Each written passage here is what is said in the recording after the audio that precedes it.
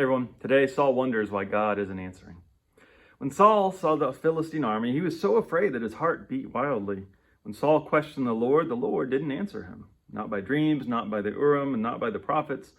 So Saul said to his servants, "Find me a woman who can communicate with ghosts. I'll go to her and ask her by her techniques." "Oh, there's such a medium in Endor," his servants replied. So Saul disguised himself, dressing in different clothes. Then he and 2 men set out, going to the woman at nighttime. "Please call up a ghost for me. Bring me the one I specify," Saul said. "Listen," the woman said to him, "you know what Saul has done, how he's banned all mediums and diviners from the land. What are you doing, trying to get me killed?" But Saul promised her, "By the Lord, as surely as the Lord lives, you won't get in trouble for this." "Why have you disturbed me from my sleep?"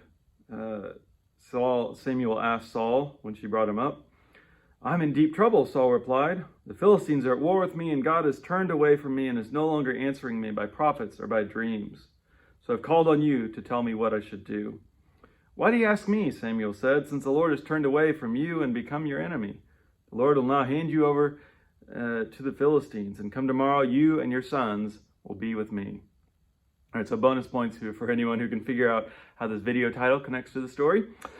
Now, it's hard not to feel a little bit of sympathy for Saul here, right? Yes, he's made mistakes, and yes, he does make some more here, but he started with the proper methods, right? He tried to go to God and hear from God the way that God would approve, and he got no answer. And so we have this question about the relationship between God's silence and our sin, and you can even find different answers in Scripture.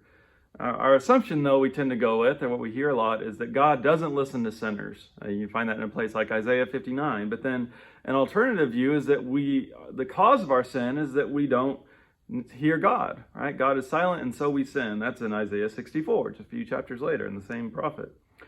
And the latter is certainly what happens with Saul here, right? He doesn't hear from God, so he goes and chooses a less ideal method. And you could say it's kind of a chicken and an egg situation, right? Which comes first, the sin or the silence? Maybe they're influencing each other. And really, maybe we should just think of Saul as a unique case because of his unique position. As always, if we want to figure out these sort of mysteries, we go to Christ, especially on the cross. And what we see there is God in the flesh, fully experiencing our sin, and yet, despite certain songs, God doesn't turn his face away. God does not abandon Christ to the grave.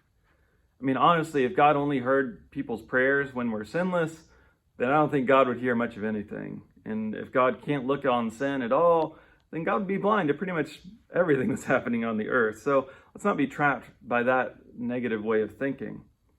Yes, it's true, there will be times when we won't hear from God, and the reason is often a mystery. Now, some spiritual writers describe this as the dark night of the soul, or talk about it as like a dance where God is pulling back so that we'll step a little forward. I know in the moment it doesn't feel like that at all. I've been there, believe me.